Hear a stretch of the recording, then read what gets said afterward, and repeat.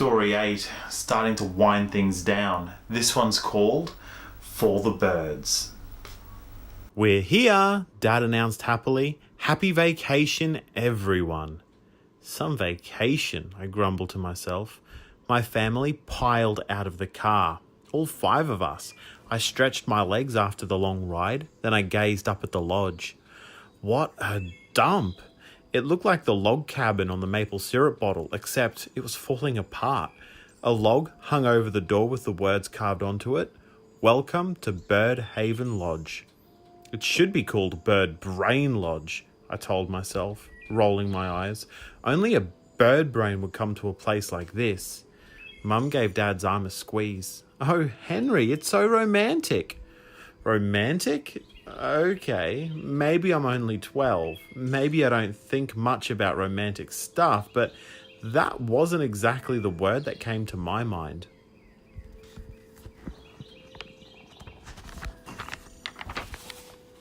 The word that came to my mind was stupid. Can't we go to a real hotel? I pleaded, but Mum and Dad were too busy smooching to answer. They always acted this way on their wedding anniversary, which was today. "Move it, Kim," ordered my 15-year-old brother Ben. He had on his favourite t-shirt. It said, "So many birds, so little time." Do you believe it? A 15-year-old boy who's into bird watching. "Yeah, move it, Kim," echoed my other brother, Andy. He's 13. His hair hangs down over his eyes. I can never tell if he's looking at me. We want to do some bird watching before dark. To me, if you've seen one bird, you've seen them all, but everyone else in my family is bird crazy. They spend all their time in the woods, staring through binoculars. And if they spot a new bird to check off their list, they go totally nuts. It's sick. That's the best way to describe it. And now, here we are at Bird Haven Lodge, a whole week of bird watching, bird talk, nothing but birds all the time. Thrills and chills, huh? Carrying my suitcase, I started up the gravel path to the lodge. Tall hedges lined the path on both sides. The hedges were trimmed into bird shapes. I passed what looked like a leafy pigeon, then an eagle. I brushed by a bushy duck, about 10 feet tall. "I'm going to hurl." "Really?" I complained. My family pretended they didn't hear me. I guess they were sick of my complaints, but what was I supposed to do while they crawled through the trees gawking at birds? "Check it out," exclaimed Andy as we reached the lodge. "A pair of great horned owls." "No way," Ben scoffed. "Those are screech owls." "Owls in the daytime?" I asked. "Where?" "Right there, stupid," Ben said, pointing. Then I saw them. They were standing guard on either side of the steps. Owls carved out of the hedges. Big deal, right? "We're the Petersons," Dad told the big jolly man at the check-in desk. "I've been expecting you," the man replied with a big smile. "I'm Mr. Dove." "Mr. Dove," I mumbled. "Give me a break." Mr. Dove's round little bird eyes darted from Mum to Dad. "Mr. and Mrs. Peterson," he said. "You'll be in the Lovebird suite." Mr. Dove ran his finger down the register. "Now, let me see."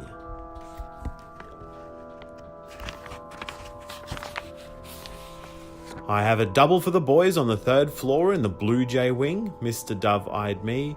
"And for you, the Cuckoo's Nest." "Cuckoo," Ben and Andy hooted. "Cuckoo, Kim."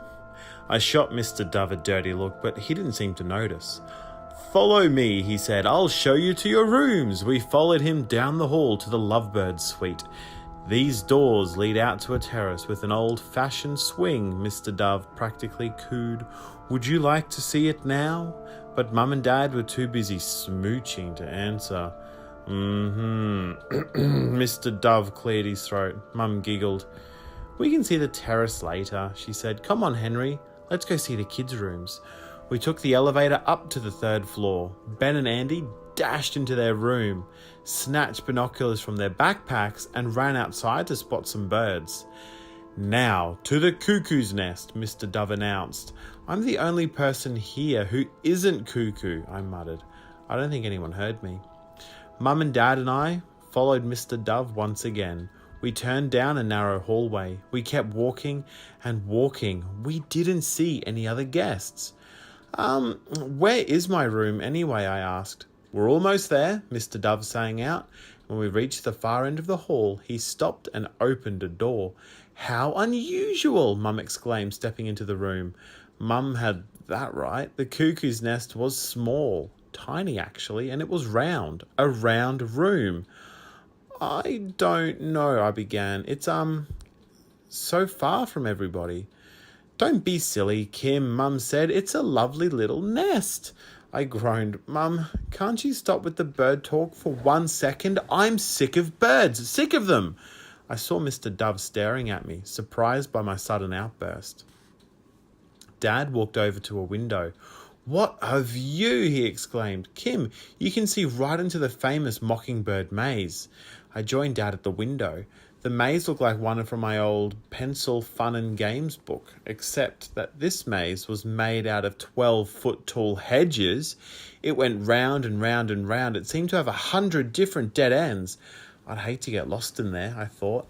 Hey, I exclaimed, there are Ben and Andy inside the maze. Mr. Dove frowned.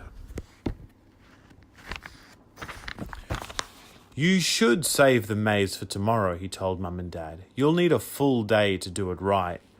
Why don't you go outside too, Kim? Dad suggested. Your mother and I have some unpacking to do. Well, I went downstairs, but I didn't go outside. I don't really like to be outdoors at all. There's just too many birds. I wandered around the lodge. I thought maybe I'd find someone else my age, or a game room, or a TV. But the place was empty. Finally, I sat down on a low couch in a room near the front desk. I guess it was some kind of rec room. I stared at the stone fireplace for a while. There were stuffed birds all around it on the wall. Pheasants and ducks and owls. Yuck! I picked up an old magazine and settled back against the couch. Ow! I cried as a sharp pain shot right up my back. I jumped to my feet. A picture flashed into my mind. A huge, angry bird, a hawk or a falcon. It had dug its sharp beak into my back. I spun around and gazed down at a pair of hedge clippers. Huh? I picked them up. Heavy metal hedge clippers. I hadn't even seen them when I sat down on them. I turned to see Mr. Dove enter the room. You found them, he cried. A smile crossed his round face. He hurried over to me. Thank you, I've been searching all over for these. I sat on them, I stammered. I handed them to him. I'm so grateful that you found them, he beamed at me. I owe you a big favour, Kim. No, really, I started. I owe you a favour, he insisted. His smile faded. I guess you'd like to get revenge. Excuse me, I thought. I hadn't heard correctly. Revenge against your family for bringing you here, he said, smiling again. No, that's okay, I replied uncertainly. I'm enjoying it. I hurried out of the room. Bye. What did he mean by that? I wondered. He's just like my family, I finally decided. He's totally nuts. That night, we ate in the hotel dining room. I hoped to see some other kids at dinner, some normal kids who couldn't tell a red hawk from a turkey buzzard, but we were the only ones in the dining room. Mr. Dove was our waiter. Maybe he was the cook too. Did anyone else even work here, I wondered? Ben and Andy couldn't stop talking.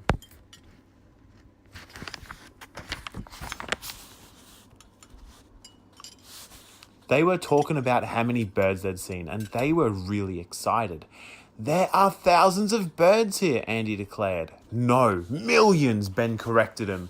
Mum and Dad held hands all through dinner. They couldn't wait for us all to explore Mockingbird Maze in the morning. I tuned out. I'd never been so bored in all my life. Later, I was in my room trying to get to sleep. I closed my eyes. I listened to the wind blow through the trees. I tossed and turned for hours. I twisted my covers into knots. No way could I fall asleep in Cuckoo's nest.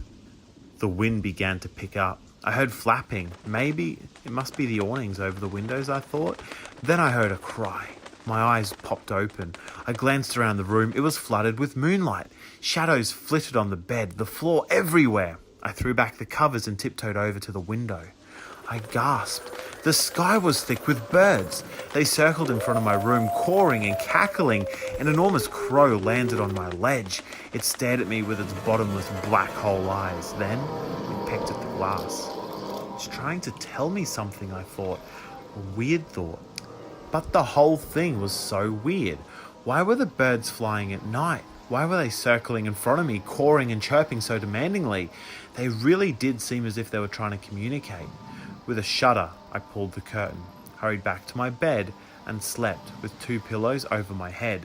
The next morning, Andy and Ben woke me up at dawn.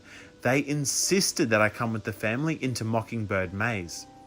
Might as well, I said, yawning. There's nothing else to do here. That was as enthusiastic as I could get. The 5 of us ate a hurried breakfast, then, armed with notebooks, bird books, and binoculars, we stepped out into the grey morning. The sun hadn't climbed over the trees. The morning dew was still glistened on the grass. What am I doing here, I asked myself, shaking my head unhappily. I hate birds. I really hate them. To our surprise, we found Mr. Dove at the entrance to the maze. He wore blue denim overalls, and he carried the hedge clippers. His round face was red and sweaty. I guess he'd gotten an early start pruning in the maze.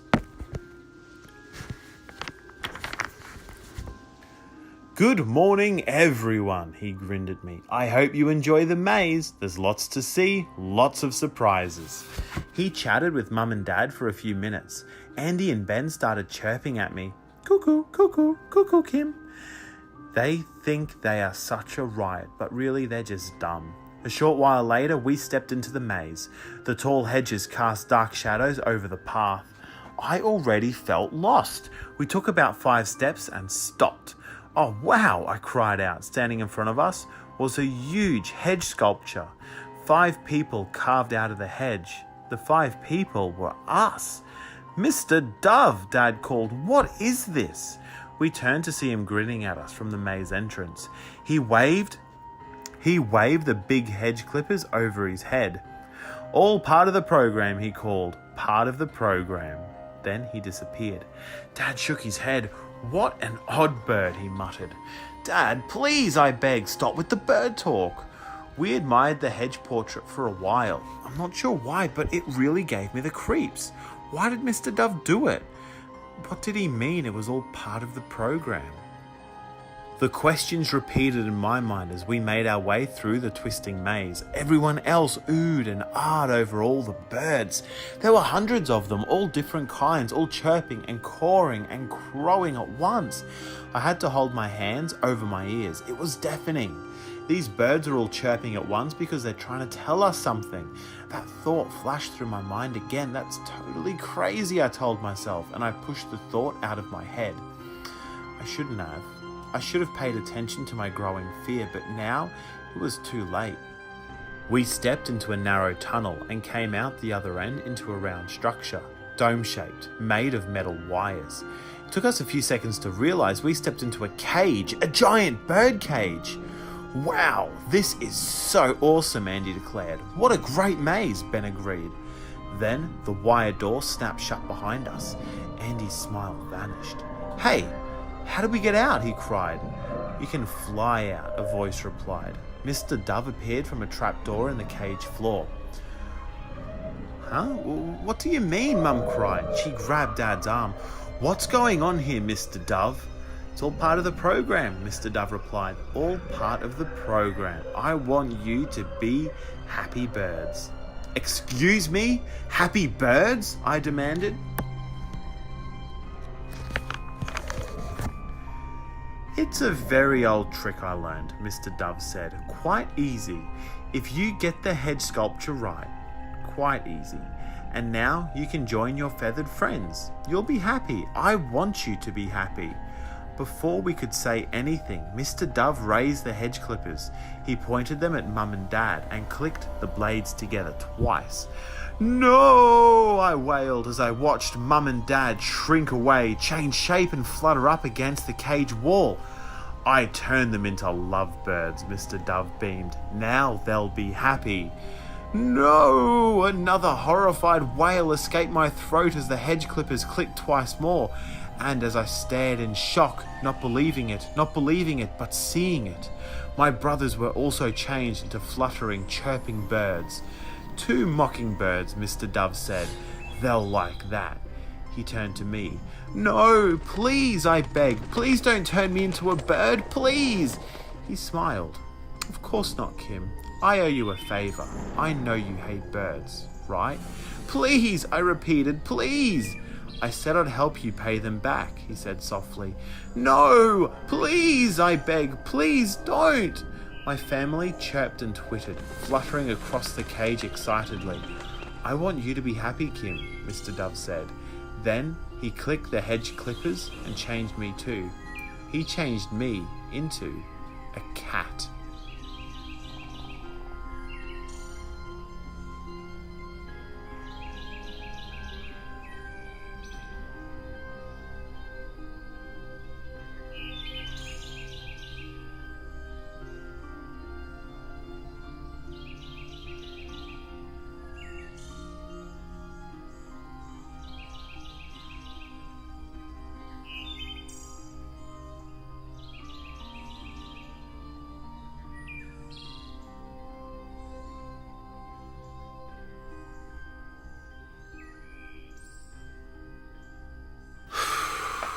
Another story down from Even More Tales to give you goosebumps. I hope you've been enjoying them so far. Please don't hesitate to hit like, hit subscribe, keep up to date with the stories coming out, and don't forget that I have read a whole bunch of different Goosebumps stories right here on the channel.